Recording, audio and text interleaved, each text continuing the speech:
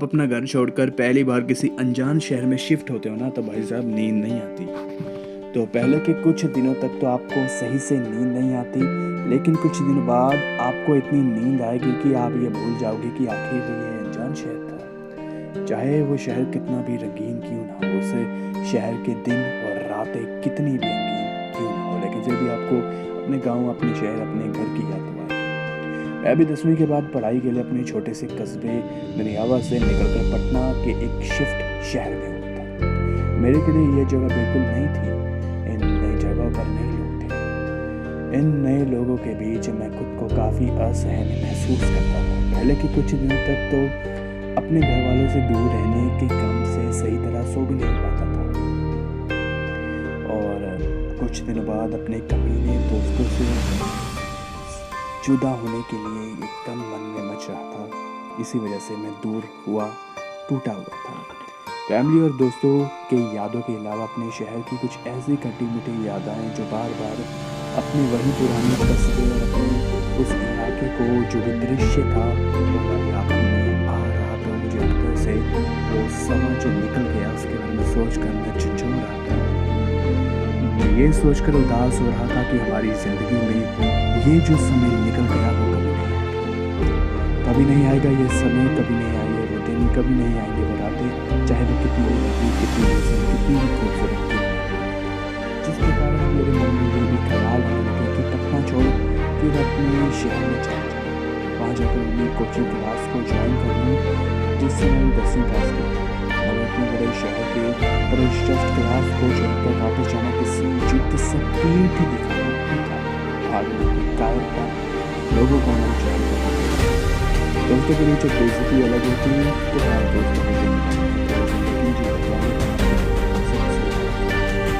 ये सोचकर मैं किसी तरह खुद को इस शहर में एडजस्ट करने की कोशिश एक दिन मैंने फाइनली अपनी यादों को बनाने की कोशिश की, यादों को यादों में बदल दिया। उसके बाद से सभी कुछ छोड़कर सिर्फ अकेला आगे पढ़ाई को पढ़ना सोचे कि नई बैग नई दोस्ती, इन सबों के बीच नया सपना सब पुरानी चीज़ों को पीछे छोड़ना काफ़ी। मुझे पता आया लगभग 2 महीने चुके थे। जैसे जैसे समय निकल रहा था वैसे वैसे जिम्मेदारियाँ बढ़ रही थी। 5 घंटे की क्लास, उसके बाद होमवर्क। इतना थक जाता था कि शाम को सोते वक्त नींद मुझे ऐसी आती कि भाई साहब क्या ही बताऊँ। नींद से आगे जब भी खुलती थी अपने सर के नीचे कोचिंग का एक आइंस्टाइन बुक अक्सर पढ़ते पढ़ते उन्हें आइंस्टाइन बुक पर सर रखकर सोता था। जैसे जानबूझकर मैं ऐसे करता था, बल्कि पढ़ते पढ़ते करने की आखिर नींद में हो जाती थी। एक सो में बुक पर मैं सो रहा था, उसी बीच में नींद आती थी। मेरे नींद पढ़ने की मोबाइल पर मेरे घर से एक्चुअली जब मैं पटना आया था उसके कुछ दिन बाद ही मोबाइल फ़ोन खो गया था। ऐसा किसी के साथ खो गया था।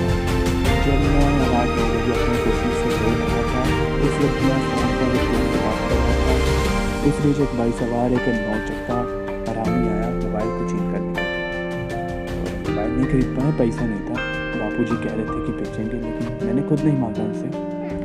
अमन, आज तुम्हें प्रतिभा सम्मान समारोह में बिहार शरीफ जाना होगा, जहाँ तुम्हें सुबह 9 बजे तक पहुँच जाना है। मेरे रूम पार्टनर ने कॉल डिस्कनेक्ट करने के बाद मुझे बताया।